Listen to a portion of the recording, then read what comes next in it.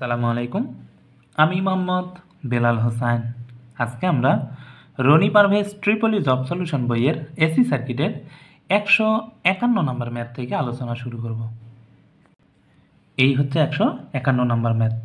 এখানে তারা কি বলছে, জেড এল এর ভ্যালু কত হলে এই জেড এল এ ম্যাক্সিমাম পাওয়ার অ্যাবজর্ব করবে, আর এই ম্যাক্সিমাম পাওয়ারটা কত সেটা আমাদের বাইর করতে হবে। তো চলুন সার্কিটটা আমরা খাতার মধ্যে নেই। এই হচ্ছে সার্কিটটা। যেহেতু তারা জেডেল এর ভ্যালু নির্ণয় করতে বলছে কোন মাধ্যমে, কন্ডিশন কি দিছে, ম্যাক্সিমাম অ্যাভারেজ পাওয়ার যখন সে অ্যাবজর্ব করবে সেই অবস্থায় সে সর্বোচ্চ কত ভ্যালু হবে সেটা আমাদের বাইর করতে হবে। তো আমরা এর আগের লেকচারটায় অর্থাৎ 13 নম্বর লেকচারটায় আমরা বেসিক কনসেপ্টগুলো শিখেছি, ম্যাক্সিমাম পাওয়ার ট্রান্সফার থিওরেম কীভাবে অ্যাপ্লাই করতে হয় এসি সার্কিটে। তো সেইখানে আমরা দেখছি যদি পুরো জেডএল ভেরিয়েবল হয় তাহলে কি করতে হয়, জেডএল সমান সমান জেড টিএস করতে হয়, অর্থাৎ থেভেনিন ইকুইভ্যালেন্ট যে ইম্পিডেন্সটা পাবো সেই ইম্পিডেন্সটা কনজুগেট করতে হয়। তাহলে এখন আমাদের কি দরকার, জেড টিএস দরকার। তো দেখি সার্কিটটা তাহলে কীরকম হবে। যদি জেড টিএস নির্ণয় করি তাহলে এটা হবে রেজিস্টর, ভোল্টেজ সোর্সটা কি শর্ট হবে, যদি কারেন্ট সোর্স থাকতো তাহলে ওপেন হবে, তাহলে এটা আর এইরকম, আর এখানে একটা আছে ইন্ডাক্টর, তাহলে এটা আছে 5 ভ্যালু, এটা আছে -6, এটা হচ্ছে 8, আর এটা হচ্ছে 4। এটার আমরা কি নির্ণয় করব, জেড টিএস। তাহলে এখানে আমরা থেভেনিন ইকুইভ্যালেন্ট সার্কিটটা ড্র করি, কীরকম হবে, এইখানের ইম্পিডেন্সটা হবে জেড টিএস। তো জেড টিএস কত হয় দেখি আমরা, 4, এইটার সাথে এটা প্যারালাল, তাহলে 8 - j6, তাহলে এইটার সাথে এটা প্যারালাল, এরপরে কি যোগ j5। যদি ক্যালকুলেশন করি তাহলে কি আসে, তাহলে ক্যালকুলেশন করলে আসে 2.93 প্লাস জে 4.46। তার মানে এখানে যে রেজিস্টরটা আসবে বা আরটিএসটা হবে, এই আরটিএস এর ভ্যালু হচ্ছে কত, 2.93, এরপরে কি ইন্ডাকটিভ রিঅ্যাকট্যান্স, এটা হচ্ছে কত 4.46, অর্থাৎ যেটাকে এক্সটিএস বলতেছি। এরপরে আছে কি জেড এল, এটা হচ্ছে কি জেড এল। তো কনজুগেট যদি হয় তার মানে কি আসতেছে, তাহলে জেড এল সমান সমান 2.93 প্লাস আছে মাইনাস হয়ে গেছে 4.46। তো জেড এল পাইলাম, জেড টিএস পাইলাম, কিন্তু আমরা ভিটিএস পাই নাই। তো ভিটিএসটা আমাদের নির্ণয় করতে হবে। তাহলে ভিটিএসটা কি হচ্ছে, যদি আমরা এটাকে থেভেনিন করার জন্য এটাকে ওপেন করে দেই লোডটা, তাহলে দেখুন লোডটা ওপেন হবে। লোডটা ওপেন মানে কি, এদিক দিয়ে সার্কিট কমপ্লিট হচ্ছে না, অর্থাৎ সার্কিটটা এইরকম হবে।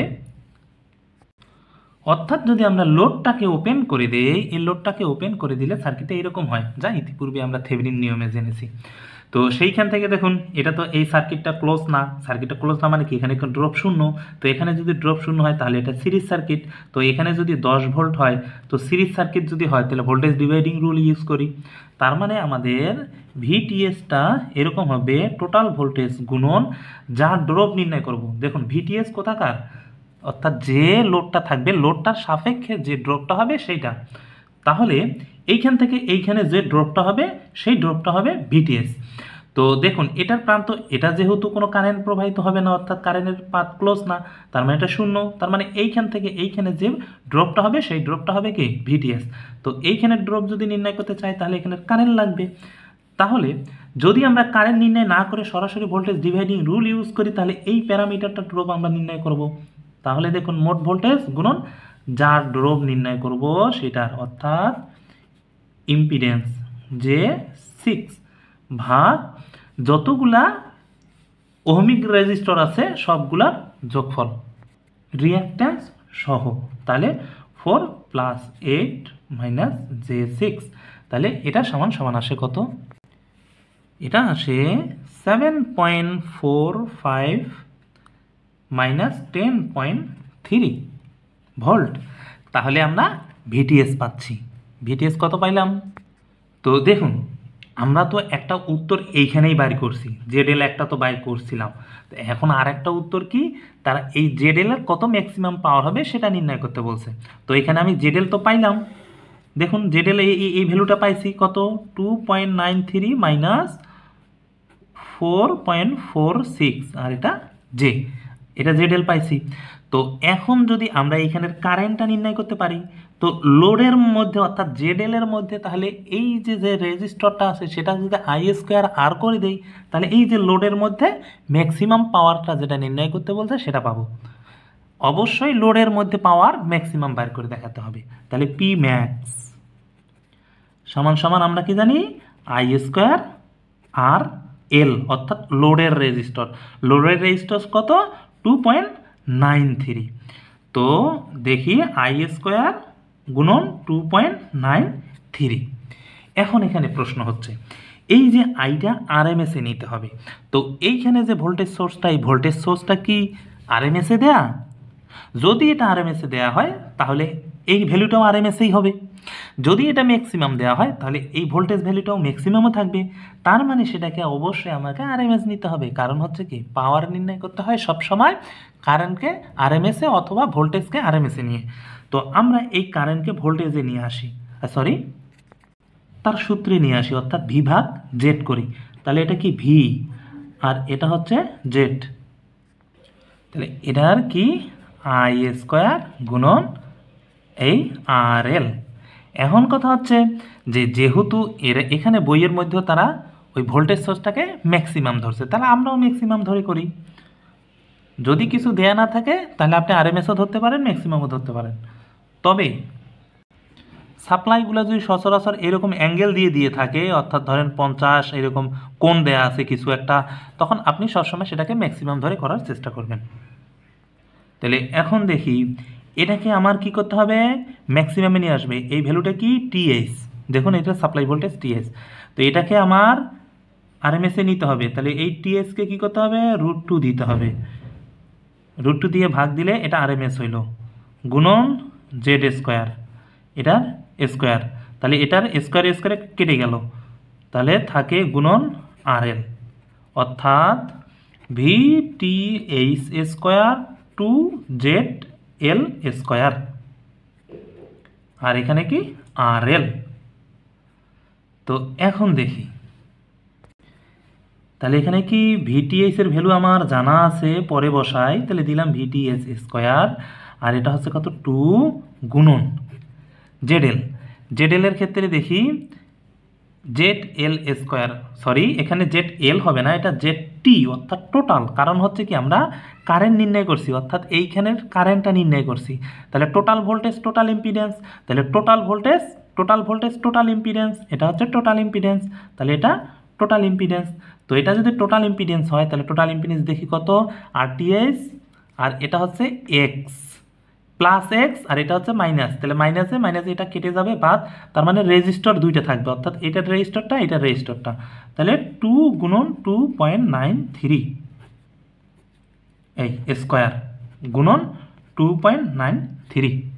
এখন ক্যালকুলেশন করলে যেটা আসবে সেটাই, ভিটিএস কত আসছে 7.45, তাহলে এখানে আমরা বসাই 7.45 স্কোয়ার 2 গুণন 2.93 স্কোয়ার গুণন 2.93, অর্থাৎ ক্যালকুলেশন করলে আসে 2.368 ওয়াট। এই হচ্ছে উত্তর। এবার দেখবো 152 নাম্বার ম্যাথ। 152 নাম্বার ম্যাথেও সেমভাবে বলছে যে এই যে দেখুন জেড নির্ণয় করতে বলছে, কন্ডিশন কি ম্যাক্সিমাম পাওয়ার ট্রান্সফার কন্ডিশন, তাহলে জেড পি নির্ণয় করতে বলছে এবং অ্যাভারেজ পাওয়ার নির্ণয় করতে বলছে। তো দেখুন অ্যাভারেজ পাওয়ার তাহলে কোনটা নির্ণয় করতে হবে আমাদের, যে লোড অর্থাৎ জেড যেটা নির্ণয় করতে বলছে এর মধ্যে যে রেজিস্টর পাবো সেই রেজিস্টরের মধ্যে আই স্কোয়ার আর করবো, যে পাওয়ার পাবো সেই পাওয়ারটা নির্ণয় করতে বলছে, আর কন্ডিশন কি ম্যাক্সিমাম পাওয়ার। তো চলুন ম্যাথটা খাতায় নিয়ে করি। এই হচ্ছে ম্যাথটা। তো আমাদের কন্ডিশন অনুযায়ী কি করতে হবে, যে একটা ভোল্টেজ সোর্স আর একটা ইম্পিডেন্স করতে হবে, অর্থাৎ থেভেনিন ইকুইভ্যালেন্ট করতে হবে। তার সাথে কি করতে হবে, এই যে লোডটা নির্ণয় করব জেড এলটা, এই জেড এলটা বসাইতে হবে।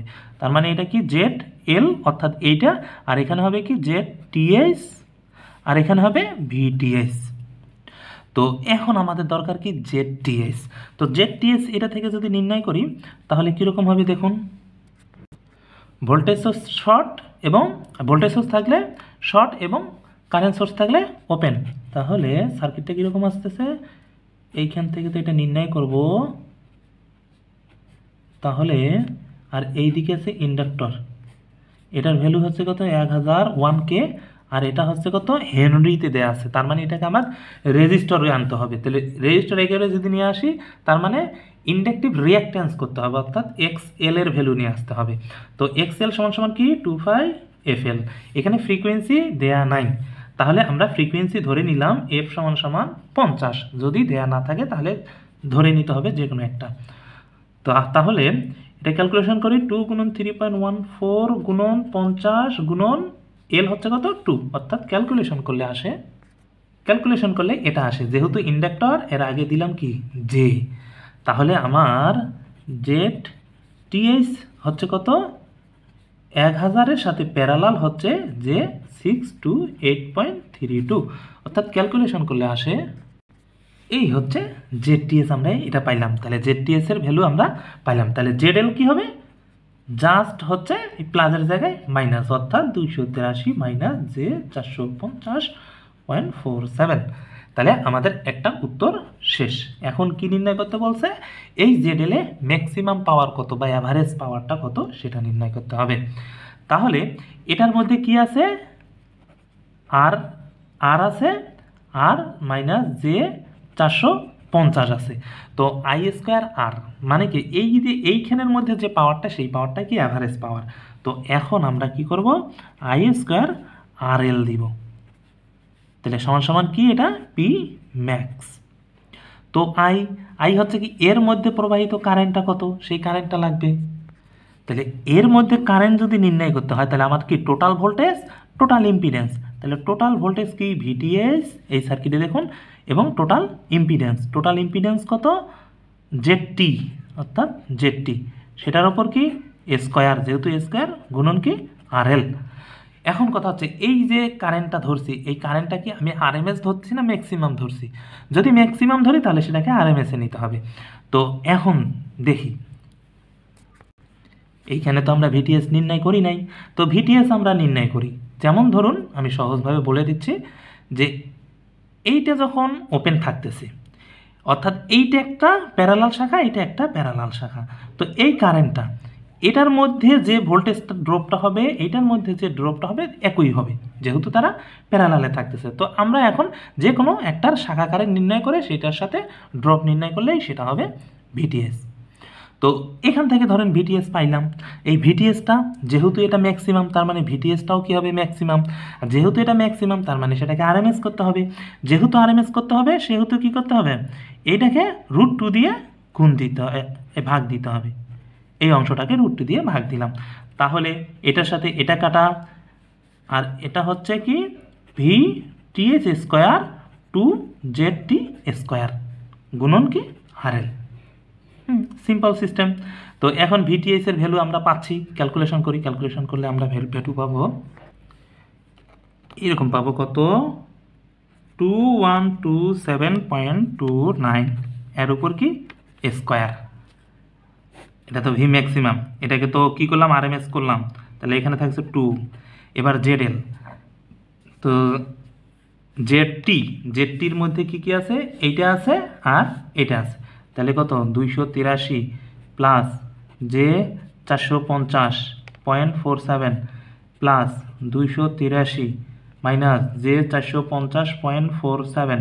তো এটা কাটা, এটার উপর কি হোল স্কোয়ার গুণন কি আরএল কত 283, দেখুন 283। তো এখন এটা ক্যালকুলেশন করলে আসবে যেটা উত্তর, সেটাই হবে আমাদের অ্যান্সার। এই হবে 83, এটা ওয়াট, এই হলো পি ম্যাক্স। তাহলে 153টা দেখুন তো কি হবে, দেখুন in maximum power transfer condition A circuit has Thevenin equivalent resistance. দেখুন থেভনিন ইকুইভ্যালেন্ট রেজিস্ট্যান্স অফ এত, তার মানে জেডটিএস দেওয়া আছে।